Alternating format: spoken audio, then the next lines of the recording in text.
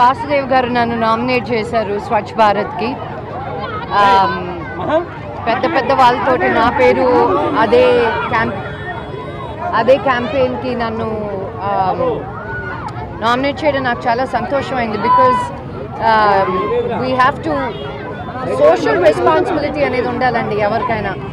మా నాన్నగారు ఎప్పుడూ చెప్తూ ఉంటారు, మన ఇల్లు ఒకటే సువాసనతో ఉంటే కరెక్ట్ కాదు, పక్కనుండే ఇల్లు కూడా బాగుండాలి, లేకపోతే అక్కడ కంపు కొడుతుంటే ఆ కంపు మన ఇంటికి వస్తుంది అని.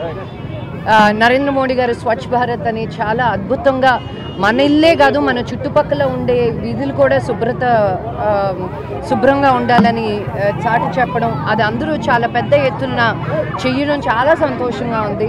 మొన్నే మా నాన్నగారు తిరుపతిలో చేశారు స్వచ్ఛ భారత్, చేసి నన్ను నామినేట్ చేశారు. సో నేను ఇక్కడ నేను ఈ గవర్నమెంట్ స్కూల్ కూడా చాలా హెల్ప్ చేస్తున్నాను.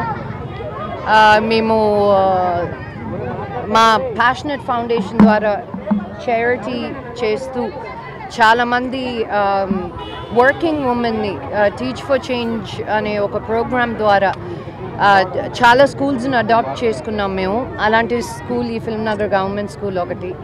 So I hope more people, నేను ఒక్కటే చేయడం కాదు, చిన్నపిల్లలతో కూడా చేయించాలి, వాళ్ళకు కూడా ఒక మోటివేషన్ అనేది రావాలి, వాళ్ళకి దగ్గరగా పరిచయంగా ఉన్న నేను వచ్చి ఇలా చేద్దాం అంటే ద స్టూడెంట్స్ వాళ్ళు చాలా ఎక్సైట్ అయ్యారు. So it's a great feeling to do some good.